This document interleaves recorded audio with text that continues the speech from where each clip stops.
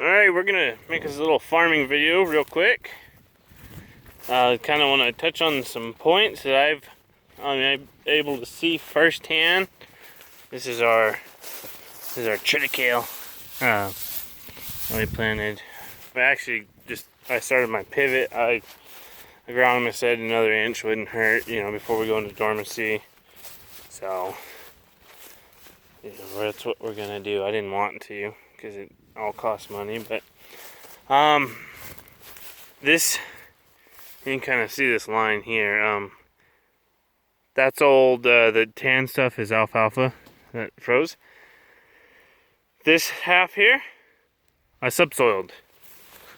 This half here, I didn't subsoil. And it was all planted at the same time, all watered the same.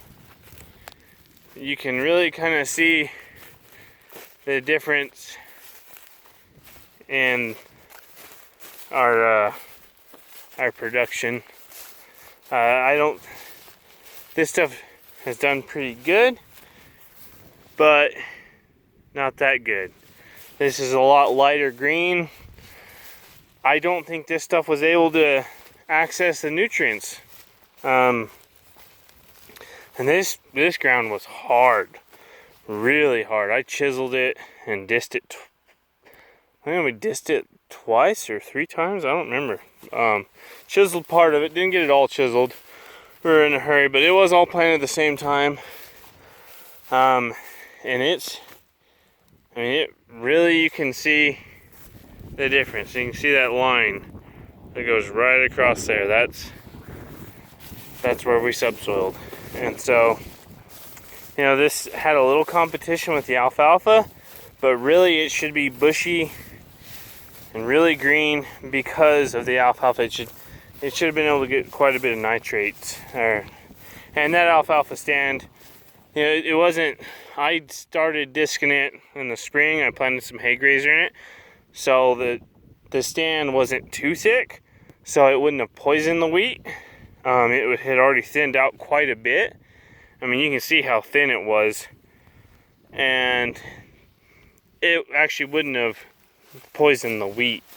This side even had some alfalfa in it, not nearly as much, but I mean, you can see we're going right here, and it's just like clockwork. I mean, it's just like clockwork.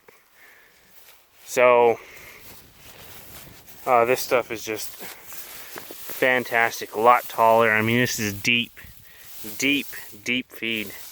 Let's see, it's not, it's not to my knees. Some of that stuff that got burned off is, but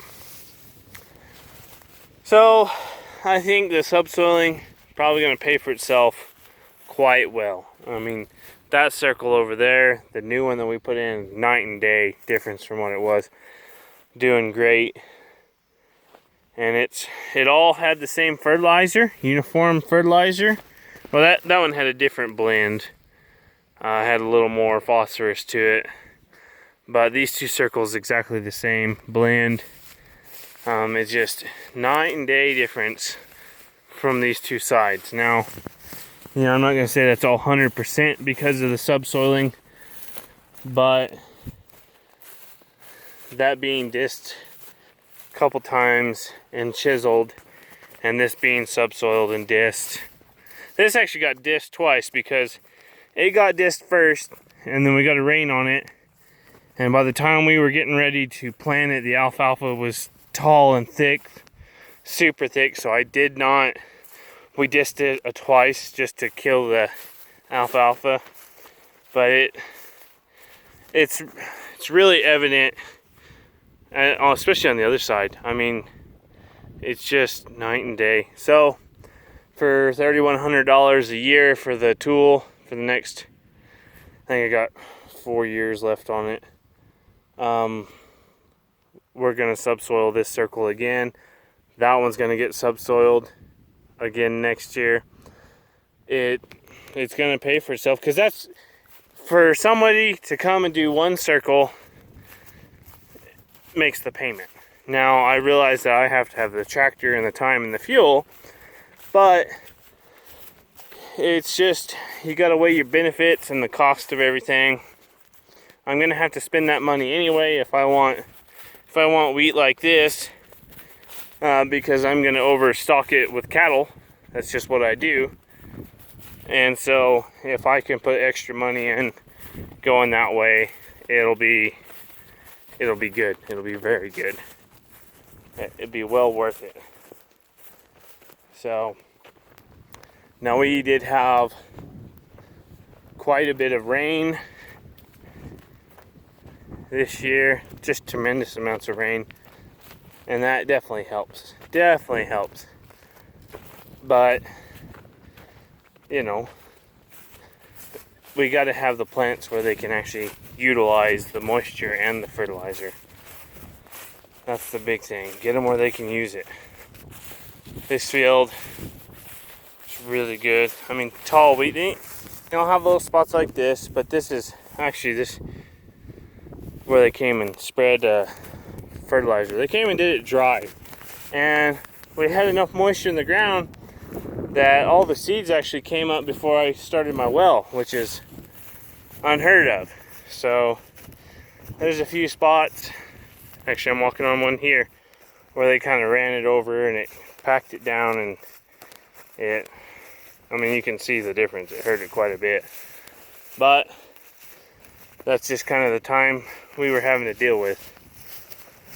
For the most part, this did really good. We had some issues with some trash in the seed, actual, like, you know, plant materials that did plug up a few tubes. That circle over there, that was a wheat triticale blend. I'm just furious about that one. That one's just pissing me off to no end. There was so much junk in that seed. There was rot where it had been in a bin and had rotted. It was plugging tubes up, and it wouldn't completely plug the tube, but you know, it was enough. They weren't plugged by the time you got to the end of the rows, not all the time, and so they'd let a little bit of seed through, but they wouldn't let all the seed through. And I actually have quite a bit of seed left over because of that crap, and that just, you know, it's infuriating. But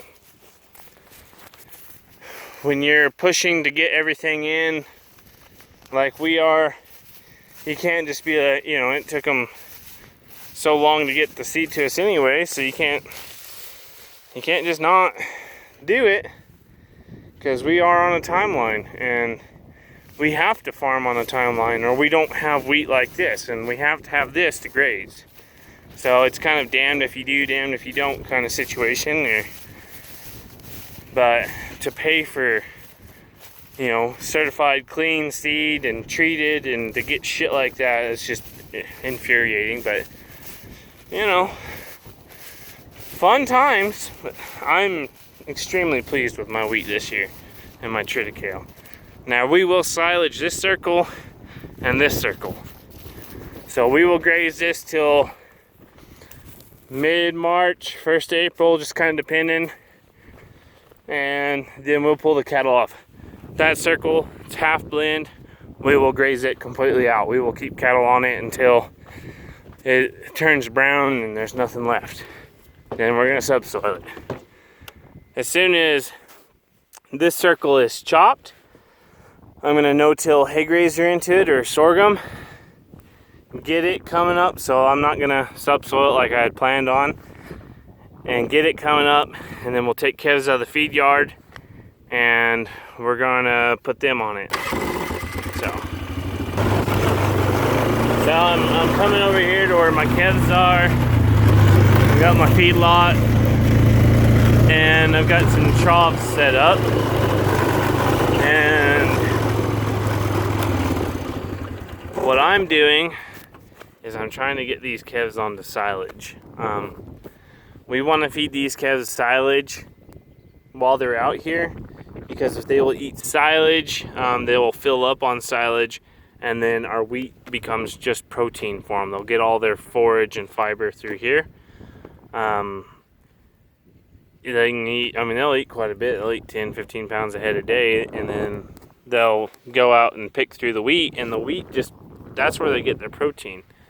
But the tricky part is getting them to eat the silage and get on the silage really well when there's all this green wheat out here. That's a very difficult thing, especially this year because our wheat's so good.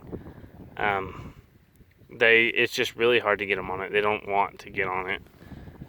So that's my main feed line there. The steers are being really stubborn. I think the heifers are going to be on it. I think they're pretty much on it. But my steers, they're getting better about it. But so we put 2 troughs here since the water tank's here just to try to get them to where they'll eat it better.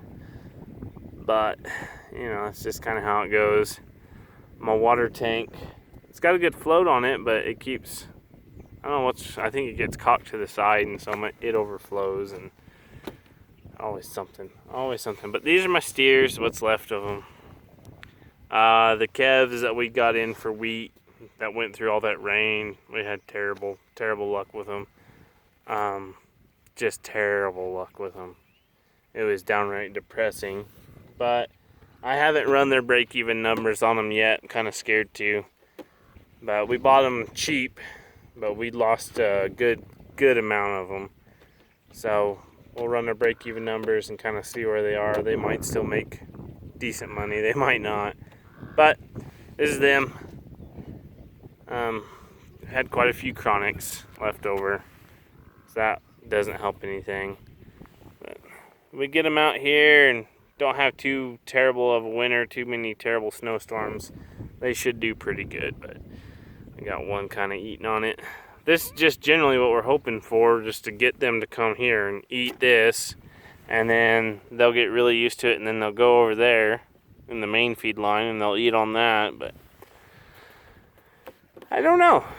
We'll see what they do. They might just be stubborn, which, if they will get on it and eat more and eat a lot of it, then I can put more calves out here. And the more calves I can put out here, the less money I'm putting into feed, and I can actually make money and pay off some debt, because that's getting to be a pretty substantial thing. But I think a lot of them will shape up. Anyways, that's kind of update on the farming as far as the subsoiling went, and what the fields look like and what the calves look like and why we're trying to feed them silage. So thanks for watching. Comment, rate, subscribe, all that fun stuff.